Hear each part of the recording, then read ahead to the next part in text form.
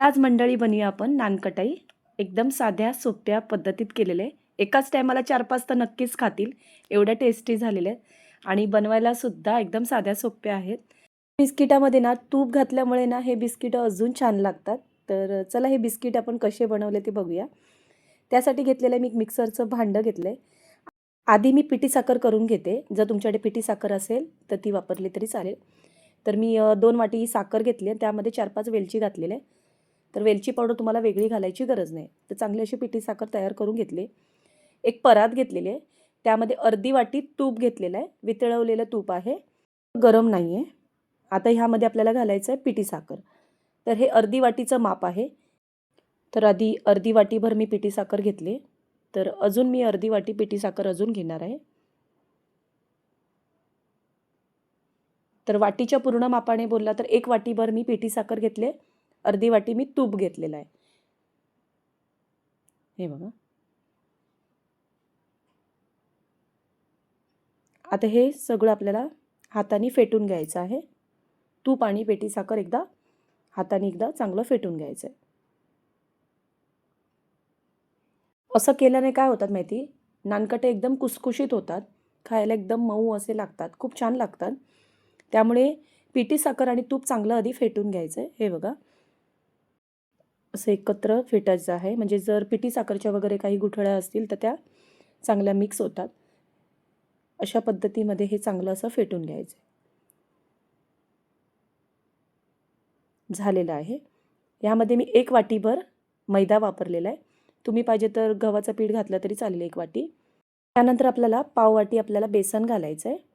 बेसन घालून झाल्यानंतर अर्धी वाटी आपल्याला सुकं खोबरं घालायचं आहे. पाव वाटीपेक्षा पण थोडं कमी रवा घालायचा आहे, बारीक रवा. म्हणजेच आपल्याला 3 चमचे रवा घालायचा आहे, बारीक रवा. त्यामध्ये आपल्याला चिमूटभर मीठ घालायचं आहे. अर्धा चमचा आपल्याला बेकिंग पावडर घालायचे. आता हे सगळं आपल्याला मिक्स करून घ्यायचं आहे. हे बघा.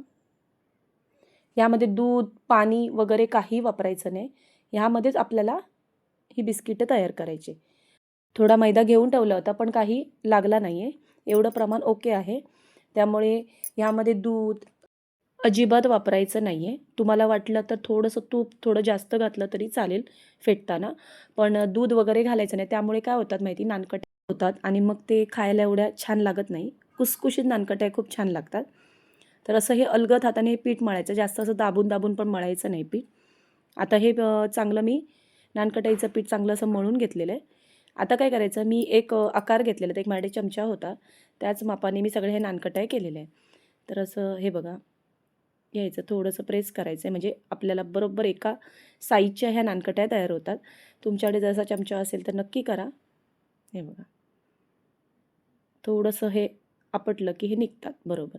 तुम्हाला असं काही एक्स्ट्रा वगैरे तूप लावायची गरज नाही आहे. थोडासा आता मी गोल आकार केला आहे. याला नंतर तुम्ही काजू, बदाम वगैरे काहीही वरून लावू शकता. तर तुम्हाला असे 4-5 नानकट्या करून दाखवते. हे बघा, थोडासा गोळा करायचा आणि असं हे दाबून प्रेस करायचं आहे. आणि थोडंसं असं हे आपटलं ना, हे बघा लगेच निघतं. आणि मस्त असे आकार पण बरे होतात तयार. ह्या बाकीच्या नानकट्या सुद्धा मी अशाच करून घेते. नानकट्या बनवल्या ना, की मला लहानपणाची आठवण येते. आमच्याकडे मम्मीकडे आम्ही लहानपणी नानकट्याही बनवायचो. घरामध्ये आम्ही काय करायचो, तेव्हा तूप वगैरे वापरायचो नाही, डालडा वापरायचा. कारण तूप परवडायचंच नाही तेव्हा आणि महाग असं वाटायचं तूप. तेव्हा आम्ही काय करायचो, डालडा आणि पिठी साखर हाताने फेटून घ्यायचो आणि मग जर बाकीचं मैदा, बेसन वगैरे असं घालून सगळं मिक्स करायचो. तेव्हा असं बेकिंग पावडर वगैरे आम्ही वापरायचो नाही. मस्त अशा नानकट्या तयार व्हायच्या. खूप छान लागायच्या.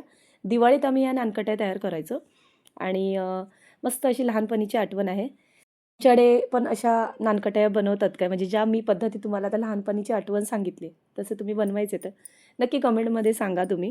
नानकट्या आता मी सगळ्या करून घेतल्या. एक पातेलं ठेवायचं आणि पातेलं चांगलं 5 मिनिटं किंवा 10 मिनिटं पातेलं चांगलं गरम करून घ्यायचं आहे. त्यानंतर ह्यामध्ये नानकट्या घालायच्या आणि 15 मिनिटासाठी हे नानकट्या भाजून घ्यायच्या. नानकट्या भाजून झाले की आपण साईडला ठेवायचे, जरा थंड करायचे आहेत. नंतर त्या खायला तयार आहेत. आता दुसऱ्या पण ज्या केलेल्या आहेत नानकट्या बाकीच्या, ते पण मी अशाच भाजून घेते. नानकट्या कशा जरा कोमट अशा असल्या ना, की अजून छान लागतात खायला. एक नंबर लागतात गरम-गरम आणि एकाच टायमाला 4-5 तर नक्कीच खाऊ, एवढे सुंदर लागतात. नंतर सुद्धा थंड झाल्यावर खूप छान लागतात, पण तेव्हाच्या तेव्हा खायला अजून छान लागतात. तर ह्या नानकटाया तयार करून घेतल्यात. आणि तर ह्या नानकटाया ना चायबरोबर, असं मधल्या वेळ किंवा मुलांच्या टिफिनसाठी सुद्धा नानकटाया मस्त आहे.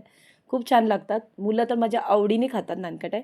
तर कधी वेळ भेटला तर बनवा नानकटाई. खूप छान लागतात आणि घरात बनवतो ते आपण तूप वगैरे घालून तर अजून छान होतात ते नानकटाई. बाहेरून आणले की ते महागही पडतात.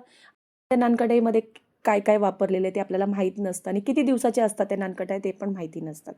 त्यामुळे कधी असं वाटलं तर घरातल्या घरात अशा तुम्ही नानकटाई नक्की बनवा. आवडतील तुम्हाला. साधी सोपी पद्धत तुम्हाला नानकटाई करायची दाखवलेली आहे.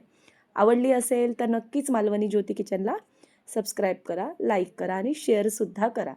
आणि हा व्हिडिओ आवडला असेल तर कमेंट करायला जरासुद्धा विसरू नका.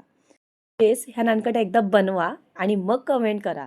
मग तुम्ही मला खरं सांगाल की हे नानकट्या सुंदर झाल्या आहेत की नाही. घरातली हे एक नानकटाई ना मी तुम्हाला तोडून सुद्धा दाखवते. बघा मस्त अशी लगेच अशी सहज तुटली जाते. खूप पूर्ण व्हिडिओ बघितल्याबद्दल तुमचे धन्यवाद. असेच माझे नवनवीन व्हिडिओ तुम्ही पाहत राहा. चला भेटूया आपण अशाच नवनवीन रेसिपीमध्ये. धन्यवाद.